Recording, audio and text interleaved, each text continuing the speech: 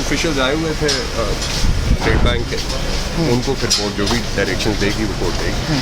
वो उन्होंने तो बताना था ना, फैक्ट्स बताए थे कि क्या पैसा कितना पड़ा हुआ है, उसमें से कितना किधर जाना है। बाकी फिर कोर्ट ने देख के करना है कि पैसे हैं वो कहाँ से एक्शन रखी थी, और उसके बाद फिर अदालत देखेंगी। सर ये टीवी पे खबर चल रही है कि स्टेट बैंक को हुक्म दे दिया है कि वो डायरेक्टली इलेक्शन कमीशन को फंड जारी करे।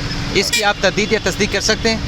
देखिए वो स्टेट बैंक के ऑफिशियल मौजूद थे वहाँ पे, तो वो आप उनसे भी कंफर्म नहीं सर, अंदर कोई ऐसे डायरेक्टिव जारी किया गया है? आप भी तो अंदर ही थे।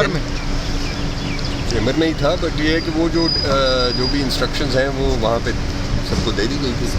नहीं सर, इंस्ट्रक्शन यही थी कि फंड जारी स्टेट बैंक जो है बराह रास्त जारी करने का कहा गया उसको। आईनी कानूनी तौर पे तो पोजीशन ये है ना कि जो फेडरल कंसोलिडेटेड फंड है उसमें से कोई भी पैसा निकलना है तो वो कौमी असेंबली की अप्रूवल से, ठीक है। तो हुकूमत को भी कोई डायरेक्शन देने के लिए कौमी असेंबली की अप्रूवल चाहिए होती है, और फिर जब हुकूमत के पास वो अप्रूवल आ जाती है तो फिर हुकूमत आगे फर्दर इंस्ट्रक्शंस करती है। अब हुकूमत के पास तो ये अप्रूवल नहीं है ना, वो लीगल पोजीशन तो ये है। बतौर अटॉर्नी जनरल आपको इंतखाबात पंजाब में होते हुए दिखाई दे रहे हैं?